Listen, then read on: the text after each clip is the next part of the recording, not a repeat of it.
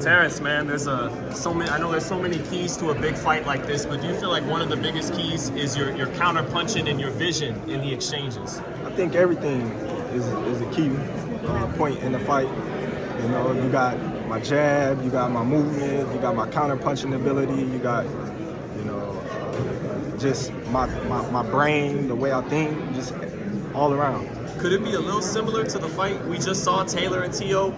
You know, Spence being Taylor, natural, bigger guy, better jab, but T.O. more creative, taking advantage of his in-between shots. No, I think I can't really compare Errol to Josh Taylor.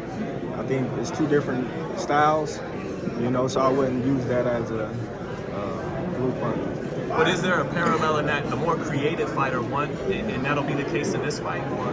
Yeah, I feel as if Errol will make more adjustments along the way, and he wouldn't just fight the same fight the whole fight. I expect him to be, you know, making adjustments along the way, and he's a great professional. I remember you said, because he was saying you're light in the ass, and then you told him, no, you're fat, you know, a couple years ago. Does he look a little heavy 6-7 weeks out? Did he look heavy a couple weeks ago? Look, all that matters is he weigh in at 147 come Friday, and that's all that matters. We're going to be the same weight come weigh-ins. So what he weigh now, what he weighed then, it really doesn't matter. Terence, Marcus will fight up.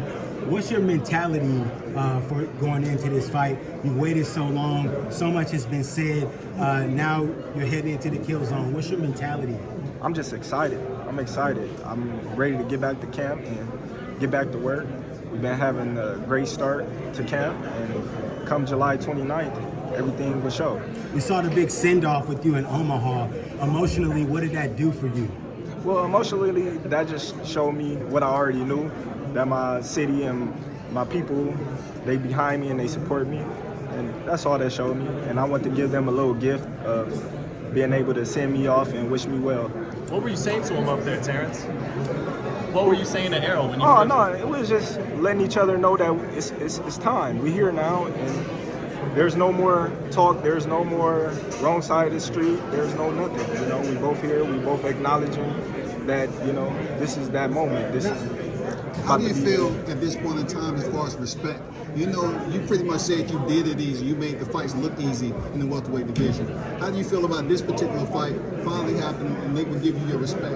I feel as if, you know, after this fight, everybody that had something negative to say about Terence Crawford, you know, they will eat their words and they will give me the respect that I rightfully deserve.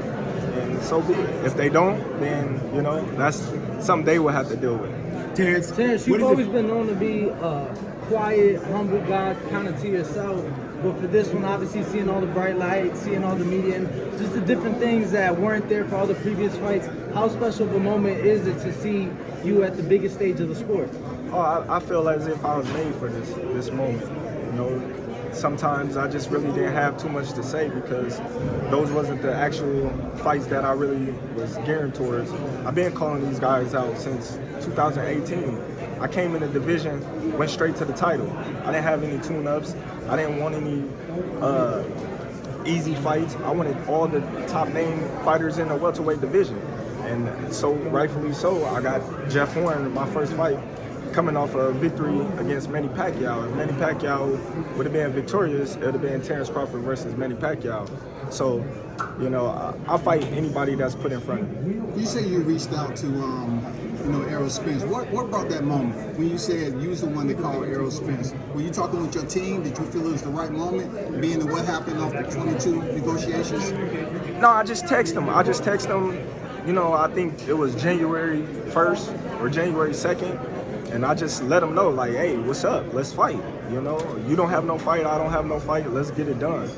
And let's stop playing around. Let's stop, you know, putting everybody in faulting everybody.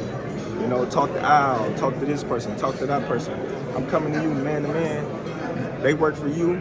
You talk to them, I talk to my people, and let's come together and see what we can do to make this fight happen. You handling yourself in between fights, staying disciplined. You always put your training videos out. Do you think that will play a primary role when you and Errol Spence fight July 29th? Who knows? We don't know what Errol Spence Jr. is doing when the cameras is not on him. I'm not the type of guy that always put the cameras on me or show what I'm doing all the time. So he could be playing possum. I don't, put it past nobody.